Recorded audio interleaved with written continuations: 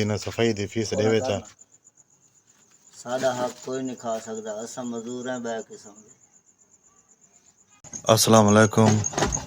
सलाम to all follower customer क्या हाल है ठीक हो तो कैसे ठीक है आज सारे को आया खड़ाता है क्या ना है तेरा ना के गजनी नहीं इन्हें सराकी एक दिन गजनी नहीं double handle cycle double handle वाला हां ओके पांप वाला साइकिल खड़े पीछे और फिर जो साइकिल दिखाओ मुझे हां ये साइकिल है पांपू पीपा हां लगी हुई है इन्हें तो बिहार लगा है पांपू पीपा थोड़ी हर राशि वाह double horn double horn double double brake double wheel की तो आ गई दो व्हील नहीं हाँ दो व्हील डबल व्हील में क्या था डबल गद्दी एक अगली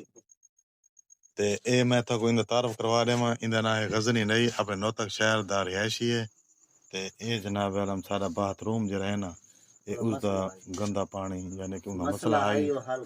वो उनका मसला एक है बड़ा इंपॉर्टेंट वो ए हल कराना है इंदे को उनका हल है ठीक है ये बड़ा अच्छा बंदा ते नेक ते मजदूरी कराने वाला हक हलाल दिखाने वाला इवें ना 40 साल उम्र है लगदा छोर हाय 40 साल उम्र है लगदा छोर है काल का छोर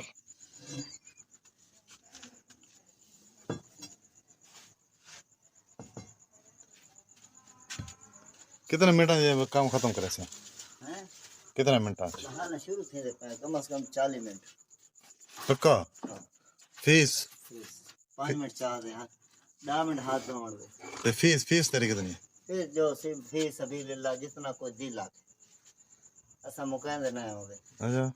साडा हक फीस भाई इंदे मुकांदा कोनी जरा इंदे कोई ना सफाई दी फीस देवे चा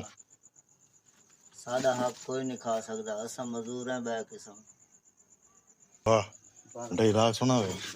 बड़ा अच्छा डायलॉग है ते ए जनाब है ना ओए मत टूटे तो कमेडी है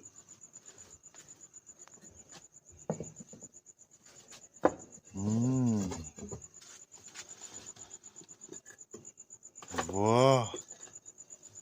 मजा नहीं आंदा पिया ना पिया ना करना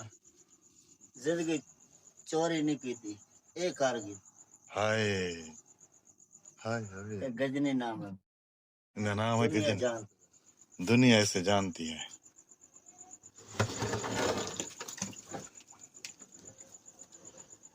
ओ तेरी खैर होए गया था हमें पानी क्यों रुकदा है चक्कर है पै बांधिया पिया ताजी